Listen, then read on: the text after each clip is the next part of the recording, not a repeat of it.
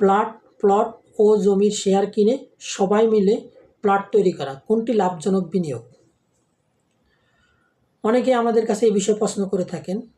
আইনজীবী হিসেবে আমার পরামর্শ হলো প্লটে বিনিয়োগ করা সবচেয়ে লাভজনক বিনিয়োগ। আপনি যদি কম দামেও একটি প্লট কিনেন, আপনি নিজে বাড়ি করতে পারবেন। আপনি যদি নিজে বাড়ি করতে না পারেন, আপনি যতটুকু বাড়ির কাজ করে যাবেন, আপনার মৃত্যুর পর আপনার ওয়ারিশগণ বাকি কাজ করতে পারবে। আপনার যদি জরুরি প্রয়োজন হয়, আপনি জমি বিক্রি করে দিতে পারবেন। প্লট কিনাতে সবচেয়ে বড় অসুবিধা হলো প্লটের রিসেল ভ্যালু কমতে থাকে একটা নির্দিষ্ট সময় পর। বিশেষ করে 10-15 বছর পরে প্লটে ব্যাংক ঋণ দিতে চায় না। আপনি চাইলেও ব্যাংকে প্লট বন্ধক রেখে ঋণ নিতে পারবেন না। পুরাতন প্লট কেউ কিনতে চায় না। আপনার জরুরি প্রয়োজন হলে দেখা যাবে যে 15-20 বছর পরে আপনি সেই প্লট বিক্রি করতে পারতেছেন না। আর যদিও বিক্রি করতে পারেন, সেটা একেবারেই কম মূল্যে। আরেকটা হলো জমির শেয়ার কিনে সবাই মিলে প্লট তৈরি করা। সেক্ষেত্রে প্লটের যে অসুবিধা সেগুলি এখানে থাকবে।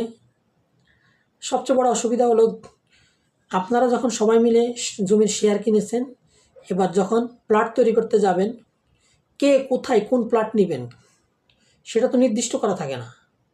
বন্টননামা দলিল করতে গেলে অনেক সময় একটা অসুবিধার সৃষ্টি হয়, কে কোথায় নেবেন।